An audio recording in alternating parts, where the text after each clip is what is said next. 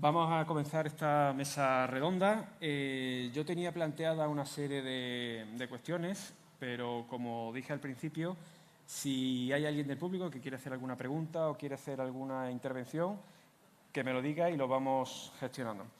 De todas formas, si queréis, podemos comenzar con una pregunta general. No sé, Rosalía es la única que no... Perdón, Rosario, la única que no he presentado. Si quieres decir unas palabras. Sí, me parece. ¿Se me escucha? Sí. Yo soy Rosario Coca, soy presidenta de la Asociación Síndrome 22Q Andalucía y vengo en representación de todos los afectados y familiares por el síndrome 22Q. Como bien ha dicho Sara, ha explicado, nuestro síndrome consiste en una pérdida, una deleción o una duplicación, una alteración en una parte del cromosoma 22. Nuestros niños, nuestros mayores, tienen bastantes manifestaciones clínicas, psíquicas, más de 180 patologías distintas. Unos tienen más afectación y otros tienen menos. Pero sí es verdad que la dificultad y el esfuerzo diario de todos ellos y de todos sus familiares en el tema educativo, social, sanitario, es muy importante.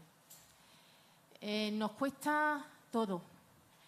Somos muy desconocidos. Aquí que estamos hablando de investigación, estamos intentando a nosotros nos gustaría trabajar mucho en investigación, nos gustaría tener muchos fondos, muchos recursos para aportarlo a la investigación. Pero somos una asociación muy pequeñita. Somos 250 socios actualmente, de los cuales solamente 80 están afectados. El apoyo lo tenemos de los familiares, de los papás, las mamás, los abuelos, los tíos, los hermanos, que incluso los hermanos se hacen socios para hacer grande la asociación.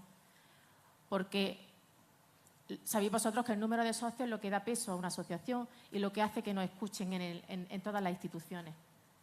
Quiero decir con esto que es importante que las asociaciones apoyen la investigación, pero es injusto que todo el peso lo dejen en las asociaciones. En nuestra asociación nos basamos principalmente en el apoyo a todos nuestros afectados, ya he dicho, en todos los sentidos. Son papás y mamás que nos llegan desesperados, donde los especialistas no conocen la sintomatología de nuestros niños, donde como presentan tantas manifestaciones clínicas, pues sí, este niño tiene problemas digestivos, este niño tiene problemas inmunológicos, este niño tiene... Pero únelos todos. Coordinaros entre todos los especialistas y llegar a un diagnóstico, llegar al síndrome 22Q. Es una simple prueba genética, una analítica de sangre. Solamente eso. Con eso ayudaría al diagnóstico precoz, porque el retraso de diagnóstico, como bien ha dicho nuestra compañera, todas las personas que han participado, es lo que lleva a dificultades en la vida diaria. Cuando llega una enfermedad rara a una familia, llega un momento muy duro, llega un momento importante, un cambio brutal. Hay que hacer malabares para organizar el día a día. Se produce una revolución porque no entiendes qué ha pasado aquí. ¿Qué ha pasado aquí? ¿Qué hacemos? ¿Qué hemos hecho? Te revoluciona. Aparece una rebelión. Dices, pero yo, ¿y esto por qué? No, esto no es así. Yo tengo, vamos, mi hijo va a llegar, a mí me pasaba con mi hija, yo me pasaba horas y horas en el escritorio mientras los demás niños estaban jugando en la calle, en el parque, con 5 añitos, intentando que hiciera y colorear una ficha. Porque a mí me decían que mi hija era totalmente normal entre comillas. Y es muy duro. Mi hija tiene 18 años ahora y ha pasado por muchísimas enfermedades, muchísimas patologías. Y ha terminado con esquizofrenia. Y no me da miedo decirlo. Y no me da miedo, es una enfermedad que se estigmatiza, pero no me da miedo hacerlo. Porque si no, no damos visibilidad a lo que tenemos. Y nadie nos va a ayudar. Y nadie va a investigar por lo nuestro. Así que de verdad animo a las personas con enfermedades raras a que den voz a su enfermedad. Es lo único que podemos hacer. Ahora es lo único que podemos hacer, dar voz. Más adelante llegarán las investigaciones, porque si no hay gente donde investigar, ¿cómo lo vamos a hacer? Si no tenemos afectados síndrome 22q11, si no están diagnosticados, ¿dónde vamos a investigar? Tenemos que dar voz. Gracias.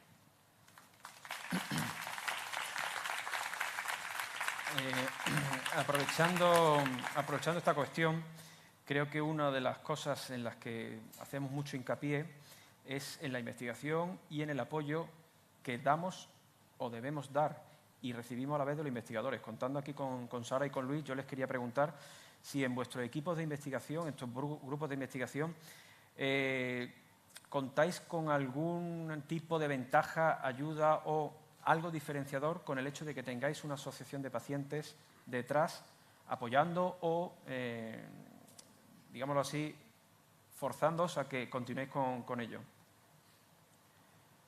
¿Me escucháis? Sí. Bueno, yo creo que tu pregunta es muy pertinente con respecto a lo que estaba comentando Rosario. Realmente, aunque tu asociación sea una asociación pequeña y por ello no sois capaces de, no tenéis la capacidad para obtener fondos para poder financiar directamente investigación, sí que podéis tener cierta influencia en la sociedad para promover la investigación en enfermedades raras. Y eso es algo importante porque al fin y al cabo estáis promoviendo de forma indirecta que se den recursos a investigación en enfermedades raras. Y con respecto a lo que decía José Luis, realmente es muy importante la labor que ejercéis también algunas asociaciones en motivar a los investigadores. Los investigadores en muchos casos somos individuos que estamos encerrados en los laboratorios, pasamos muchísimas horas al día, 10, 12 horas en el laboratorio, al final nos relacionamos con nuestro entorno científico y cuando vemos al paciente eso nos supone una motivación extra. Y yo lo he vivido. Yo he vivido cuando he ido con el neurólogo a ver una patología que yo en el laboratorio estaba investigando. Y cuando sales de la clínica, de ver al paciente, de ver a las familias cómo están llorando y cómo están sufriendo, realmente sales con unas ganas enormes de hacer ciencia y de buscar una solución para esas enfermedades. O sea que os animo a que sigáis en esa línea. Sí, yo básicamente estoy completamente de acuerdo con lo que ha comentado el compañero. Una ayuda específica, bueno, en algunas ocasiones pues, las asociaciones intentan obviamente siempre obtener fondos. Son asociaciones pequeñas que no se puede, ni creo que sea tampoco su función, esa es mi perspectiva, no creo que sea su función tener que conseguir fondos para la investigación. Y desde luego lo que está claro es que, por ejemplo, yo trabajo en el 22Q más bien a raíz de conocerlo a ellos.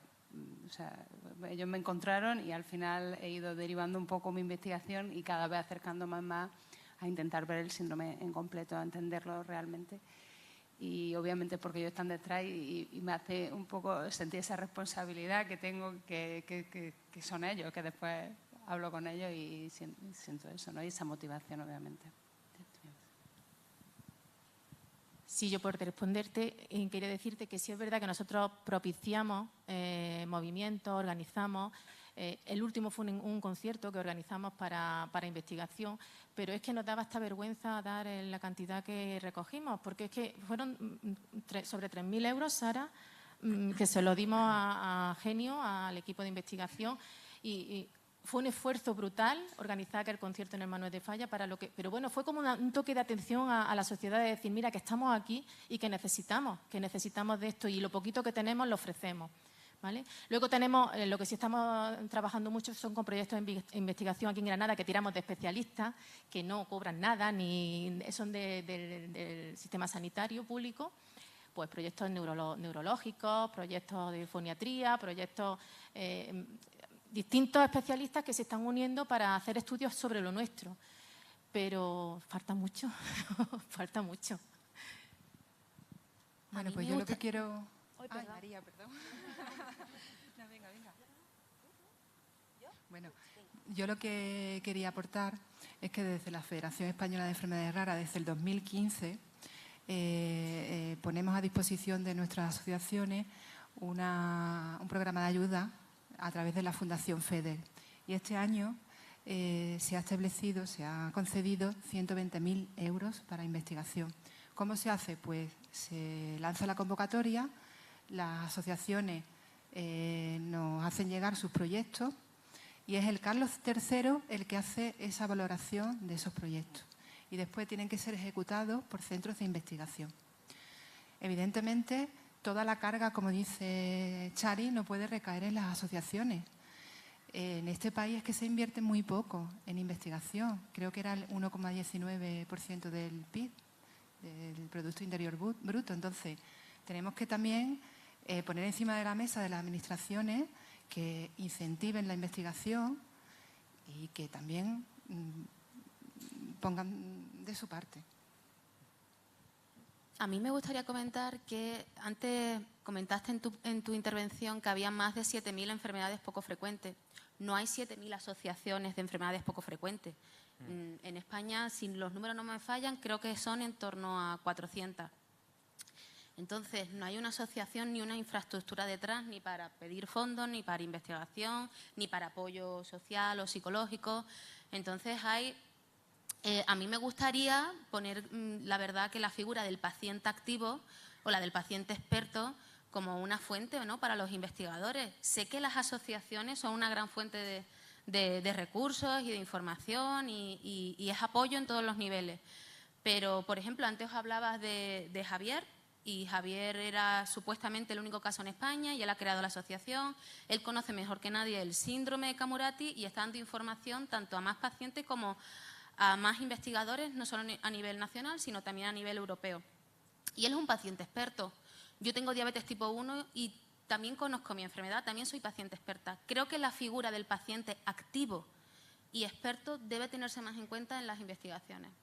Y eso veis, vosotras que estáis en asociaciones y tratáis con pacientes, ¿veis que eso está calando? Es decir, que ese concepto de que el paciente tiene que ser responsable, coactivo, coayudante, no solo en estar mejor, sino también en favorecer. Es decir, son varias cuestiones. ¿Existe ese concepto? Yo lo veo porque, como tu caso, yo empecé la divulgación por esto. Entonces, pero ¿eso se ve reflejado en la masa de...? Yo sí lo veo, pero porque es mi realidad. Y muchas veces que cada uno nos limitamos a ver nuestra propia realidad. Tal vez deberíamos abrirnos un poco más. Ya no solo hablo en el campo de la investigación, hablo también en el campo médico, en el campo social, en la educación. Tenemos que abrir la mirada, ¿no? Yo sí lo veo y lo que pasa es que cuesta mucho cambiar las formas en las que estamos habituados a trabajar. Nos han enseñado una forma de trabajar, a mí también nos han enseñado una carrera y luego la práctica, lo hablaba antes con una compañera, es totalmente diferente. Creo que cuando te forman para llevar a cabo un proyecto de investigación, las dificultades que hay a nivel económico, a nivel social, de apoyo, la realidad es muy diferente. Muchas veces creo que es supervivencia. El paciente activo está, y creo que cada vez está reclamando más su papel dentro del sistema, pero hay que apoyarle también. Si me lo permitís, yo quería plantear dos reflexiones. Por un lado, yo creo que al final de lo que estamos hablando es de cambiar mundo, de cambiar sociedad, de que para que puedan haber recursos económicos que son imprescindibles para que podáis investigar, es necesario que se visibilice cuáles son las necesidades que se plantean, cómo afecta la vida de las personas y ayudemos de alguna manera a conseguir que esta sociedad sea capaz de integrar las necesidades de todas aquellas personas que forman parte del mundo y de la cultura en la que estamos viviendo. Quiero decir, es fácil, lo que estoy diciendo solo son palabras, pero hemos ido cambiando diferentes términos: integración, inclusión, discapacidad, diversidad. Al final todos somos raros, no está ahora mismo arriba la persona que lo decía antes, todos somos raros, todos somos diversos, todos tenemos unas peculiaridades, pero es verdad que vivimos en un mundo y en una sociedad en la que solo nos fijamos en aquellas cosas que nos pasan directamente, sino parece que no somos capaces de ver cuáles son las necesidades que tienen los demás. Y relacionando esto con lo que estáis diciendo, yo creo que es muy importante el papel del paciente experto y el papel de la familia. y de la familia experta y de los cuidadores expertos, pero hay que reivindicar y seguir luchando para que, aunque el paciente sea experto y el paciente, las intervenciones giren en torno a las necesidades de la persona, es imprescindible que eso no nos deje de hacer que sigamos reivindicando el papel de unos médicos que sepan exactamente de qué estamos hablando, unos trabajadores sociales que sepan atender las necesidades sociales que tenemos, unos psicólogos que seamos capaces de poder atender las necesidades emocionales que esto implica y cómo afecta la vida de cada persona. Quiero decir, me parece muy importante, pero que eso no nos quite lucha en seguir intentando que se atiendan las necesidades que cada contexto tiene que atender. Y eso, claro, es que estamos hablando de un ámbito muy restringido. Los pacientes, por definición de la propia enfermedad rara, son muy escasos. Las asociaciones de pacientes, en consecuencia, no pueden tener una masa crítica muy grande. ¿Hay alguna forma de imbricar? Yo sé que existen registros de unir las necesidades de los investigadores cuando buscan digámoslo así, un conocimiento de la clínica real de pacientes, que son por definición muy pocos, tanto en análisis genético como en otro tipo de estudios. Es decir, llega el conocimiento o las necesidades, se llegan a cubrir las necesidades de los investigadores a la hora de enfocar este tipo de trabajo, es decir, a contactar con pacientes. ¿Existe esa comunicación? Bueno, esa pregunta está relacionada un poco con el papel del paciente activo, responsable y experto, ¿no? Porque cada vez es más frecuente, por lo menos a mí me está pasando, no sé si Sara también, que pacientes o familias de pacientes contactan con uno por correo electrónico con un conocimiento bastante avanzado de la enfermedad y te preguntan por los últimos avances que estás desarrollando en tu laboratorio. Y eso al principio quizás te choca un poco, porque es como que están entrando en tu intimidad de tu investigación, pero después la respuesta es positiva, porque te hace más responsable a ti y a tu grupo para poder intentar acelerar en la medida de lo posible las posibles soluciones que podemos dar desde el punto de vista de la investigación. Y también con relación a la interacción entre el paciente y la investigación, yo creo que el nexo de unión tiene que ser el clínico. El clínico debería ser capaz de unir paciente con investigador. Y también en ese sentido hay un papel importante de las asociaciones por la visibilidad que da a las enfermedades. Yo puedo contar una anécdota que me ocurrió cuando tuve en mi etapa postdoctoral en Estados Unidos, una enfermedad rara también, el síndrome de depleción mitocondrial debido a mutación en TK2. Un paciente, un niño, el padre era congresista de Estados Unidos y se involucró muchísimo en la investigación para esa patología. Obviamente, pues tenía cierta capacidad de influencia en la sociedad. Se involucró tanto que, bueno, los recursos económicos que destinaron a esa patología fueron enormes y pudieron acelerar bastante la investigación, tanto en su conocimiento como en la búsqueda de terapias, e incluso fueron capaces de involucrar que convergen en torno a encontrar una solución para una enfermedad rara es positiva. Yo creo que lo que decíais del acceso a las muestras, es cierto que siempre va a estar restringido en enfermedades raras. Yo creo que tiene un papel importante el clínico y también las asociaciones y los biobancos, que ahora es donde se suelen depositar las muestras, y que ahí el clínico yo creo que debe, para que tenga realmente un catálogo de muestras importante y un lugar donde acceder directamente sin que tengas que ir buscando uno a uno los clínicos que ven a los pacientes. Y bueno, yo personalmente trabajo en investigación básica, como he comentado antes, no trabajo tanto con muestras de pacientes, aunque algo utilizo. Y sí es cierto que bueno, quizás no sé si estamos hablando exactamente de eso, pero creo que la investigación, por ejemplo, de FEDER o de las distintas enfermedades raras, y yo creo que la tendencia general, y puedo entender la perspectiva, porque es solucionar un problema intentar solucionarlo cuanto antes, hacer una investigación lo más translacional posible al paciente. Yo entiendo esa perspectiva, pero la realidad es que si no la entiendes, la enfermedad, no hay investigación translacional. Si no hay básica, no hay translacional. Entonces, creo que no nos podemos olvidar de esa parte. Es cierto que no te va a dar resultado en 4 años. La inversión no la vas a ver, no la va a ver quien esté en ese momento en el gobierno, pero es imprescindible. Y yo creo que eso me gustaría remarcarlo un poco. Claro, y además podemos enlazar eso que comentas con uno de los principales, que ya muchos ponentes lo han dicho, en cuanto a la enfermedad de Rara, que es precisamente la falta de un diagnóstico. Es decir, podemos saber que hay una persona que no está bien, obviamente, tiene una serie de problemas, pero, como se suele decir, no le ponemos el nombre.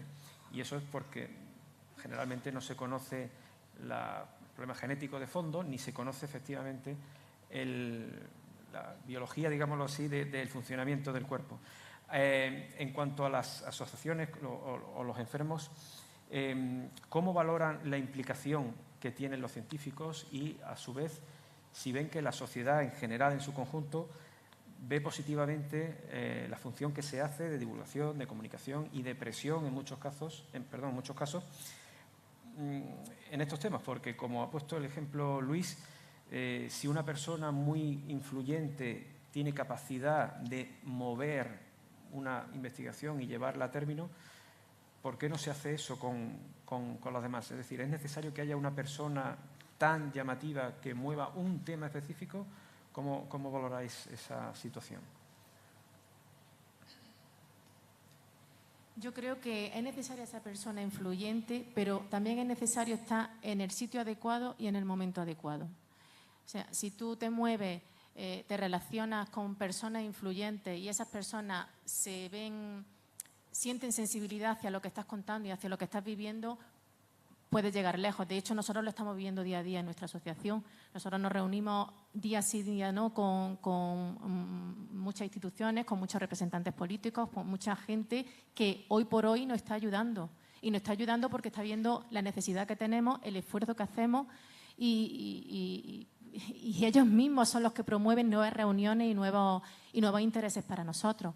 Y por eso creo que es importante el hecho ese, no solamente una persona influyente, porque si no la encuentras, ¿qué haces?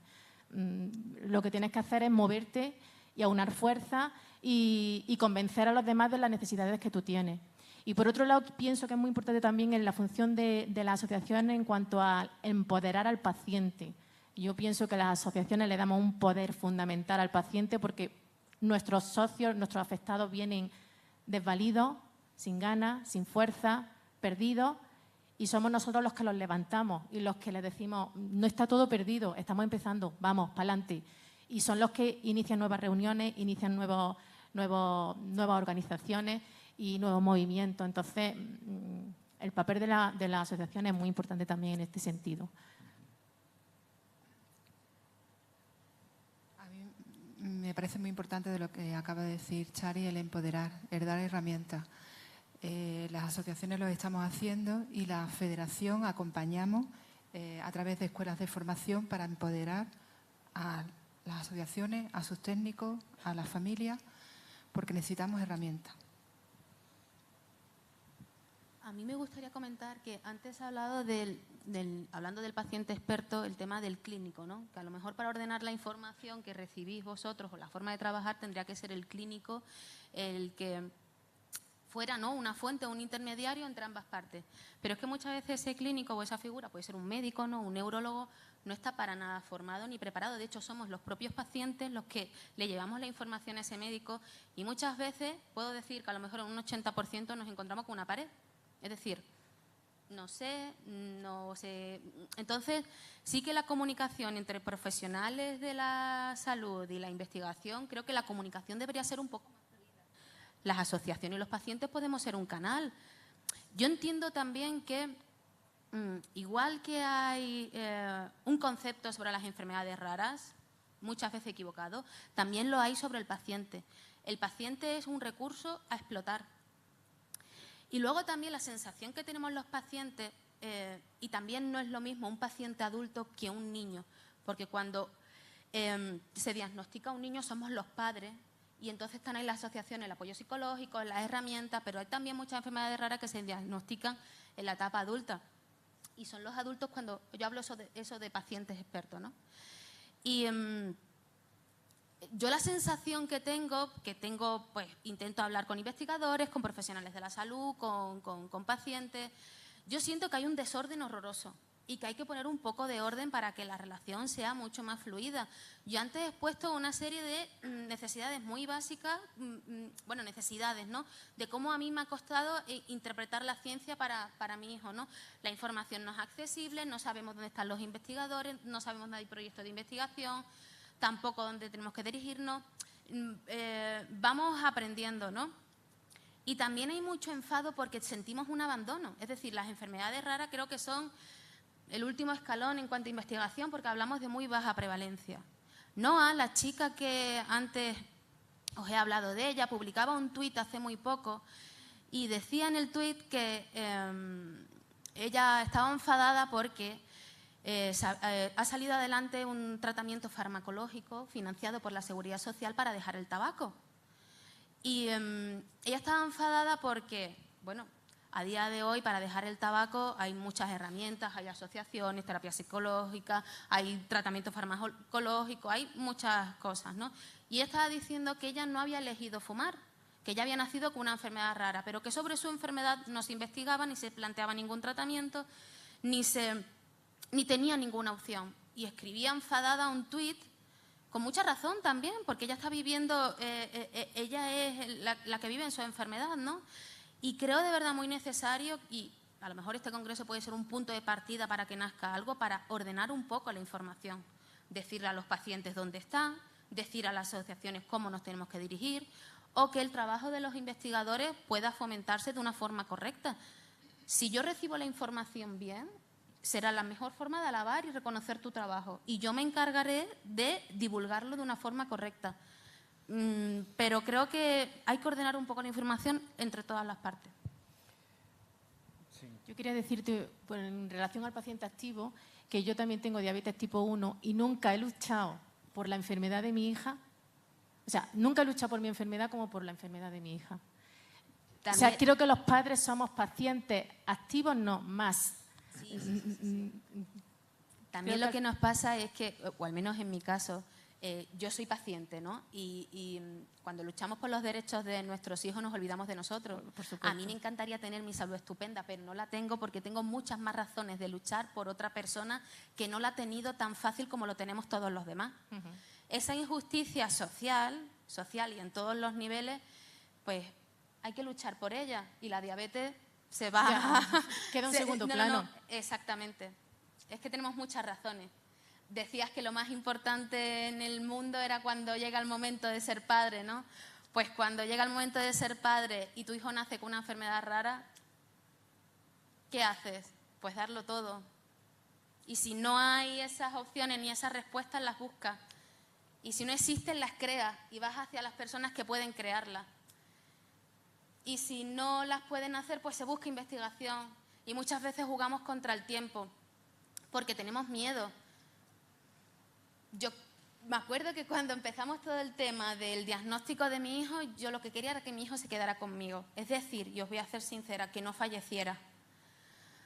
Acababa de ser madre, nos acabamos de conocer, era muy pequeño y quería que se quedara conmigo. Y cuando te enfrentas a una enfermedad poco frecuente, son tantas las probabilidades tan injustas, tan crueles.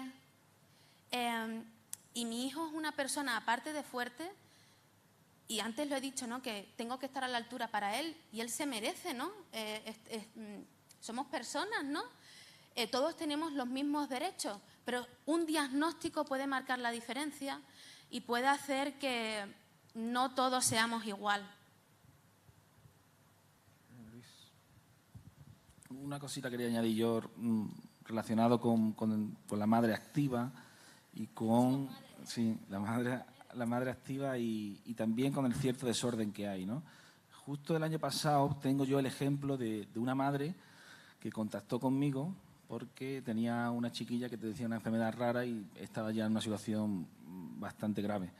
y le había llegado por el tipo de investigación que estábamos haciendo nosotros, y fue la madre, la que nos puso en contacto a su neuróloga, a su neuropediatra y a mí, como científico que investigaba en la enfermedad que padecía su hija.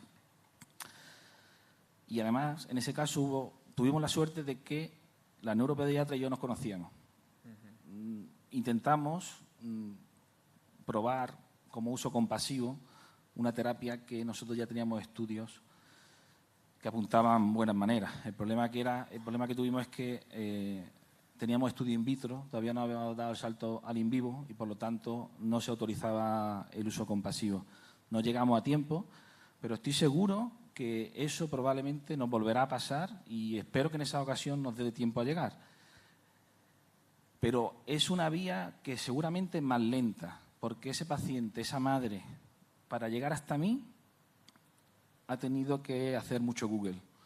Y lo normal, lo más rápido, y aprender muchísimo, lo más rápido debería ser encontrar esa manera para que, en este caso, la neuropediatra y el científico que trabaja en el laboratorio tuvieran un contacto más directo.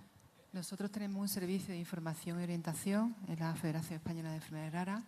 Tenemos departamentos de investigación, diferentes departamentos, y también ponemos en contacto a pacientes con investigadores o a pacientes que están recién diagnosticados con familias, porque evidentemente es muy importante conocer a otras familias que se encuentran en tu misma situación. Así que os animo también a poneros en contacto con nosotros. En nuestra página web podéis encontrar el teléfono o a través de email, y la verdad es que podemos ofreceros, yo pienso que bastante ayuda. Claro, porque esto nos sirve para, digámoslo así, terminar de cerrar el círculo. Es decir, nosotros tenemos aquí a los investigadores, tenemos a los pacientes, a las asociaciones, pero yo creo que uniendo con lo que comentaba Luis, ¿dónde está el Estado?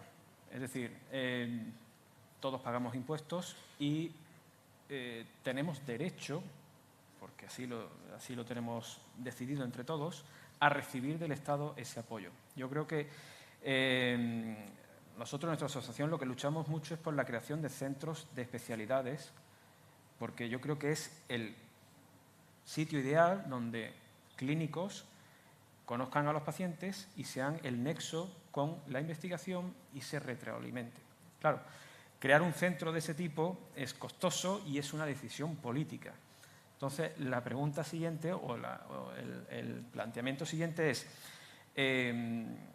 nosotros como sociedad, como individuos, ¿tenemos realmente la capacidad de influir en aquellos que son los que toman ese tipo de decisiones? Es decir, los de coordinar y gestionar la atención al paciente, la investigación sobre esa enfermedad, la facilitación de tratamientos, ya sean farmacológicos o de cualquier otro tipo. Es decir, ¿existe esa capacidad? Porque yo es algo que me planteo mucho, si realmente en otros países sí se da, por lo menos se da de una manera quizás más llamativa, esa capacidad de hablar con tu el diputado a Cortes o el senador y plantear eso.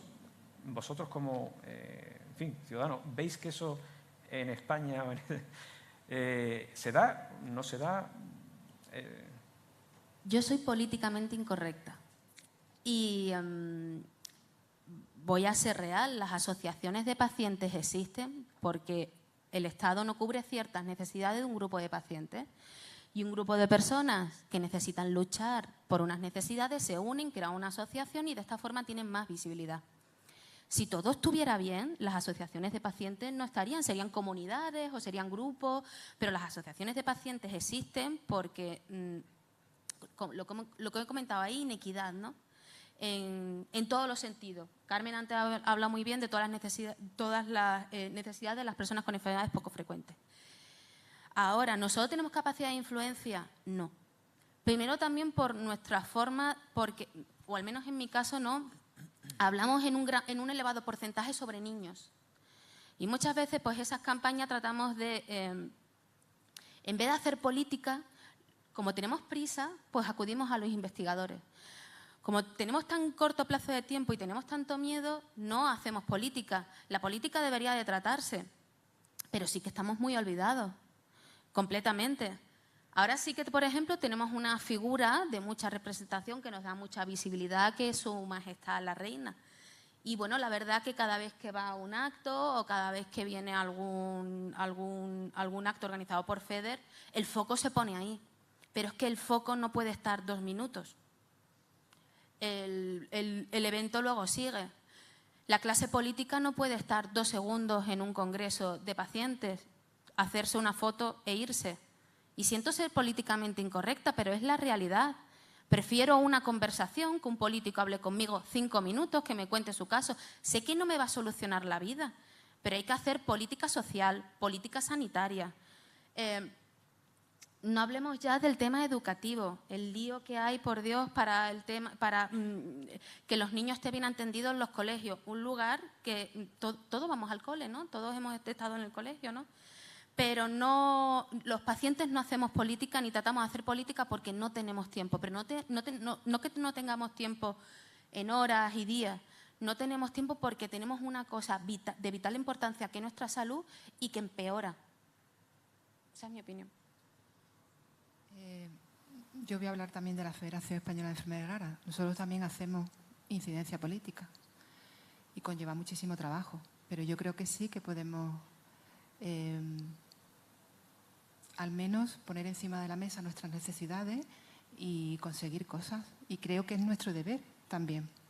Es nuestro deber hacer incidencia política, llevar también nuestras necesidades y nuestra problemática a los que tienen que decidir.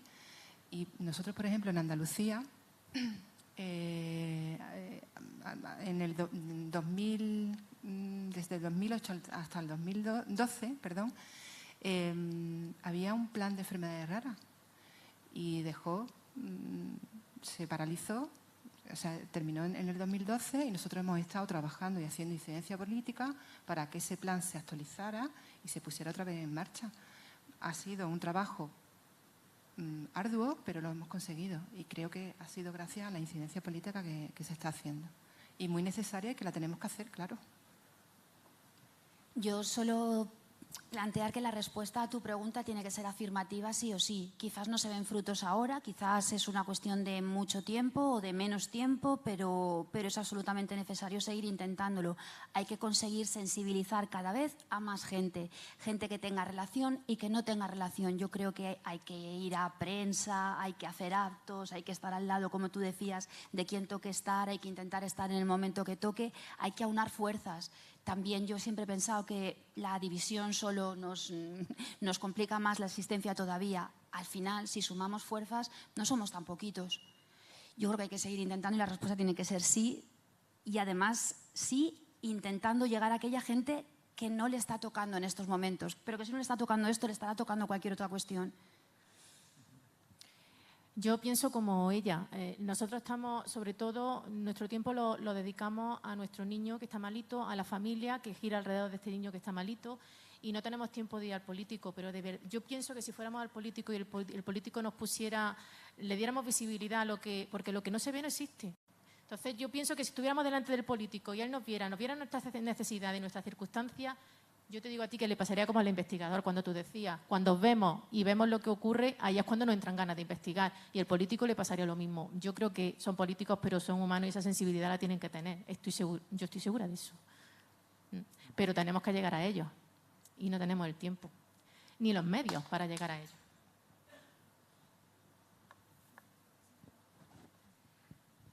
Yo solo me gustaría añadir que creo que además que se juntan dos problemas que son dos grandes olvidados. Por un lado, las enfermedades poco frecuentes y por otra parte, la ciencia o científicos en sí mismos, que es otro gran olvidado.